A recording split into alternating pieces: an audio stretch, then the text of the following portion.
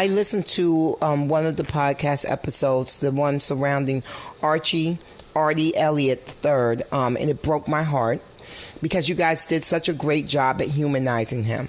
So I got to know Artie as this fun, gangly, tall guy who was a bit of a ladies' man, who was much loved by his mother, who was looked up to by his big brother, who was known to be a friendly guy who had, who wanted to be a, part of the union, the bricklayers. And, I got to know him and I recognized him.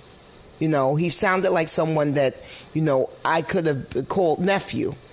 And it's really tragic as to what happened to him. He was only 24 years old. He was killed by the police in District Heights, Maryland in 1993.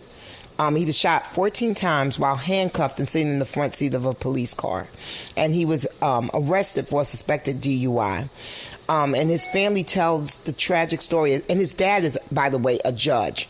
So I thought that was a very important nuance to the story as well, because his father sits at the top of the legal food chain, and even still, his son was killed by cops, and there has been no justice in the case. So let's talk a little bit about that.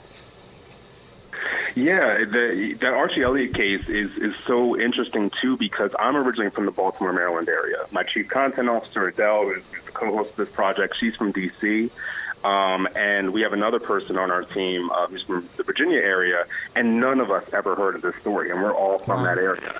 And you just laid out the facts. Like, that is something where if we had video evidence, we would have been rioting in the streets. But because of the era that it was in, because of that area and just the what's happening behind the scenes in the judicial, the political, and even we touched on a little bit too, the clergy system. It kind of helped to shelter the public from knowing about this case. And Archie Elliott's mother, Dorothy Elliott, has been fighting for over 20 years on this case to try to get some kind of justice for her son. She just lost her last appeal in the Supreme Court, and so now her last chance is getting a petition signed to be able to have the case reopened.